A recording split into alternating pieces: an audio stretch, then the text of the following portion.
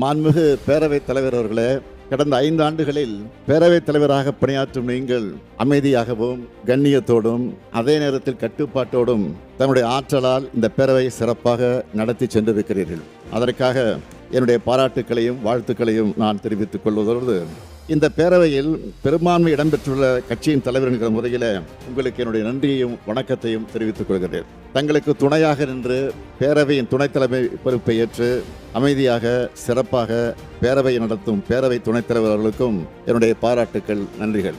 இப்பேரவையில் அனல் பறக்கும் வாதம் நடைபெறக்கூடிய நேரத்தில் கருத்து மோதல்களை எதிர்கொண்டு கட்சி வேறுபாடுகள் வெளிப்படுகையில் தன்னுடைய அனுபவத்தாலும் அபார நினைவாற்றாலும் அமைதிப்படுத்தக்கூடியவர் பேரவையினுடைய மூத்த உறுப்பினர், அவை முன்னவர் என்னுடைய ஆரியர் அண்ணன் துரைமுருகன் அவர்கள். அவர் தற்போது இடுப்பு எலும்பு முறிவு ஏற்பட்டு அறுவை சிகிச்சை செய்து கொண்டு மருத்துவமனையிலே அனுமதிக்கப்பட்டிருக்கிறார். அவர் விரைந்து உடல்நலம் பெற்று வர வேண்டும் என்று விரும்புகிறேன். அவருக்கும் இந்த நேரத்தில் என்னுடைய நன்றிகள். பாராட்டக்கூடிய வகையிலே பணியாற்றும் அரசு தலைமை கொறடா அவர்களுக்கும் என்னுடைய நன்றிகள். மக்கள் பணியானாலும் சரி, வருகின்ற தேர்தல் பணிகளானாலும் சரி, எண்ணில் ஒரு பாதியாய் இயக்கத்தின் வளர்ச்சிக்கும் ஆட்சியின் சிறப்பிற்கும் உறுதுணையாக நிற்கும் மாண்புமிகு துணை முதலமைச்சர் அவர்களுக்கு என்னுடைய பாராட்டுக்கள், நன்றிகள். முக்கியமாக பல்வேறு திட்டங்களை நாங்கள் உருவாக்கினாலும் அவை சிந்தாமல் சிதறாமல் மக்களிடம் சென்றடைவதற்கு முழு ஒத்துழைப்பு நல்கிய அனைத்து மாண்புமிகு அமைச்சர் பெருமக்களுக்கும் என்னுடைய நன்றிகளை தெரிவித்துக் கொள்கிறேன்.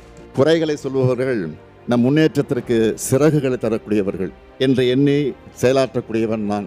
அரசுக்கு தக்க யோசனைகளை கூறுவதிலும் குறைகளை சுட்டிக்காட்டுவதிலும் கண்ணியமான முறையை கடைபிடித்து ஒத்துழைப்பு நல்கிய எதிர்க்கட்சி தலைவர் இன்றைக்கு வரவில்லை. இருந்தாலும் அவர்களுக்கும் மற்றும் உள்ள கட்சி தலைவர்களுக்கும் எங்கள் சாதனைகளுக்கெல்லாம் தோளோடு தோல் என்ற தோழமை கட்சி தலைவர்களுக்கும் என்னுடைய நன்றியை நான் தெரிவித்துக் கொள்கிறேன்.